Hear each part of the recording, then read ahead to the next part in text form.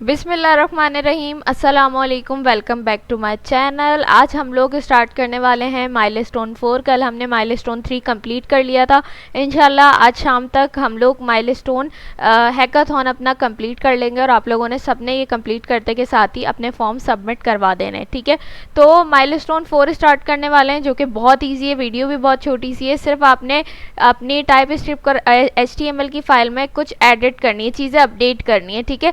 जो कल हमने बनाया था माइलस्टोन 3, वही वाला जो है उसके अंदर हमने कुछ अपडेट्स करनी है, कुछ कोड एडिट करना है। तो उससे क्या होगा, हमारा माइलस्टोन 4 कंप्लीट हो जाएगा। माइलस्टोन 4 में करना क्या है, आपने जो माइलस्टोन 3 बनाया था, यानी आपने डायनेमिक रिज्यूमे बनाई थी, उसको आपने क्या करना है, एडिटेबल बनाना है। यानी हमने जब पूरी अपने रिज्यूमे बना ली, इंफॉर्मेशन यूज़र ने इनपुट दे दिया और जनरेट रिज्यूम पे क्लिक किया और रिज्यूम उसकी जनरेट हो गई, तो उसके बाद अगर वो कोई चेंजेस करना चाहता है उस पर, तो ब्राउज़र में ही रहते हुए वहाँ पे वो चेंजेस कर सके और बगैर पेज रिलोड हुए उसकी जो है सारी चीज़ें अपडेट हो जाएं, ठीक है, उसके रिज्यूमे में। तो इस तरीके से हम लोगों को कुछ कोड लिखना है। तो किस तरीके से काम करेंगे, स्टार्ट करते हैं। हैकाथॉन का फोल्डर है जिसके अंदर हम सारे माइलस्टोन्स बना रहे हैं, इसको ओपन करेंगे, ठीक है। ये पहला जो है हमारे पास माइलस्टोन था, इसको मैंने माइलस्टोन 1 2 का नेम दे दिया है, क्योंकि सेकंड माइलस्टोन में आपको पता है हमने गिटहब पे और वर्सल पे डिप्लॉय करना था, तो इस वजह से इसको माइलस्टोन 1 2 नेम दे दिया। इसके बाद हमारे पास आ जाता है माइलस्टोन 3, जो कि हमने कल कंप्लीट किया है। अब आज के लिए आपने क्या करना है, आपने ये माइलस्टोन 3 वाला फोल्डर कॉपी करना है, Ctrl+C, और यहाँ पे आके आपने Ctrl+V कर देना है, ठीक है। ये कॉपी हो गया। अब आपने क्या करना है, इसका नेम चेंज कर देना है। नेम कैसे चेंज करेंगे, आप यहाँ से आके इसको सिंपल माइलस्टोन 4 कर देंगे, सही है। क्योंकि जो माइलस्टोन 3 का कोड है उसी को हमने क्या करना है, अपडेट करना है।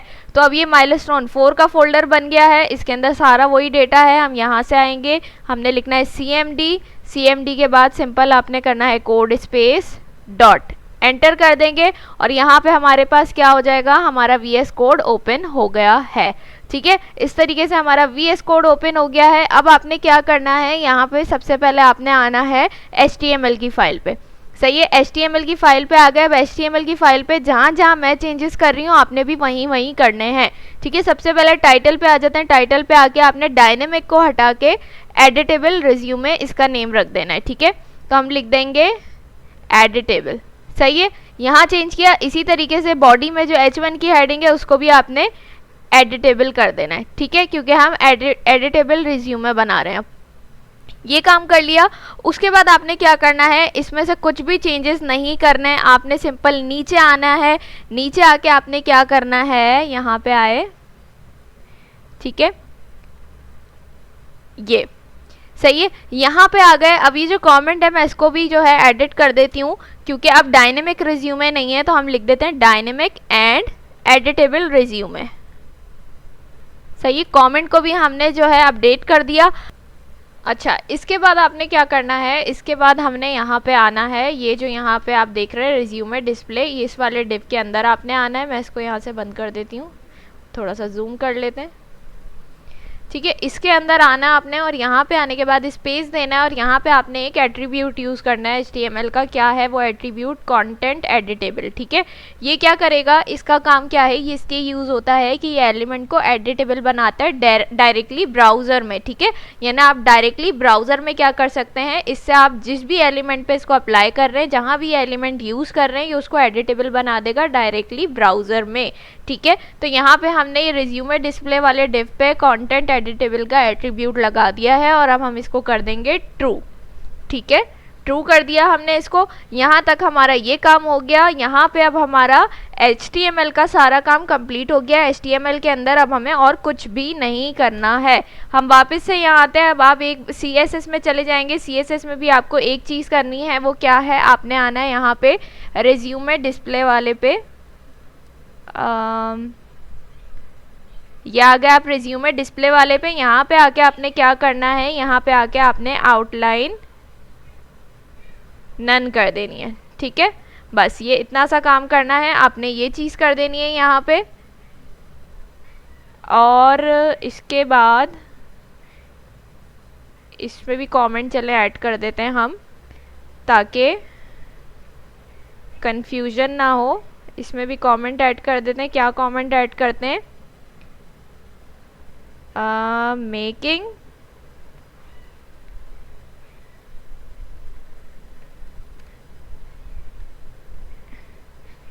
The resume editable. ठीक है, आपको पता चल जाएगा। अब इससे क्या होगा कि ब्लैक आउटलाइन नहीं आएगी। जो हमने एक डिफ बनाया था जहाँ पे हमारी रिज्यूमे जनरेट होकर आ रही थी, वहाँ पे जब आप एडिट करेंगे ना तो ब्लैक कलर की आउटलाइन आ जाती है, तो हमें वो नहीं चाहिए, इसलिए हमने आउटलाइन नन कर दी है यहाँ पे। ठीक है, बस ये एक काम करना है आपने यहाँ पे CSS में। CSS का काम भी खत्म, HTML का काम भी खत्म। अब हमने जाना है अपनी टाइप स्क्रिप्ट की फाइल में। ठीक है, अब हमारा काम यहाँ पे सारा। तो हमने क्या करना है, यहाँ पे आने के बाद अब जहाँ जहाँ मैं जो चीज़ करूँगी आपने भी वहीं पे सारा काम करना है। आपने सिंपल यहाँ पे आना है, कहाँ है हमारा ये वाला वेरिएबल। ठीक है, ये वाला वेरिएबल है। सबसे पहले यहाँ से आके हम इसको एडिटेबल रिज्यूमे कर देंगे। ठीक है, एडिटेबल रिज्यूमे। ठीक है, ये करने के बाद आपने क्या करना है, अब हर चीज़ के अंदर जैसे हमने जो जो पैराग्राफ्स बनाए ना उनके अंदर जाके हमने ये एट्रीब्यूट ऐड करना है कंटेंट एडिटेबल का। सही है, ताकि हमारी ये सारी चीज़ें क्या हो जाए, एडिटेबल हो जाए, इन सबको हम एडिट कर सकें ब्राउज़र पे। तो आपने क्या करना है, सिंपल जहाँ पे आपका बोल्ड का टैग जो है वो क्लोज हो रहा है, यहाँ पे आके आपने लगाना है स्पैन का टैग, ओपन करना है।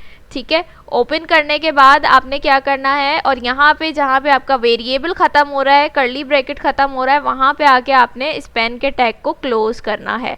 ठीक है, इस तरीके से करना है। अब जहाँ पे आपने स्पैन का टैग ओपन किया था उसमें आके यहाँ पे आपने स्पेस देना है, और स्पेस देने के बाद सिंपल आपने यहाँ कंटेंट एडिटेबल ये लिख देना है। ठीक है, कंटेंट एडिटेबल आपने ये एट्रीब्यूट लगा देना है। यहाँ पे एट्रीब्यूट लगाने के बाद आपने इक्वल का साइन लगाना है, इन्वर्टेड कॉमास लगाने हैं, और वैसे ही आपने यहाँ पे ट्रू लिख के इन्वर्टेड कॉमास क्लोज कर देना है। ठीक है, बस ये चीज़ करनी है आपने। अब हम क्या करेंगे, यहाँ से ये लाइन कॉपी करते जाते हैं। ठीक है, ताकि ईजी होता रहे, कॉपी करते रहते हैं, और यहाँ पे जहाँ पे ईमेल का बोल्ड का टैग क्लोज हो रहा है वहाँ पे इसको पेस्ट कर देते हैं। इसी तरीके से जहाँ पे फ़ोन का हो रहा है वहाँ पे भी हम इसको क्या कर देते हैं, पेस्ट कर देते हैं।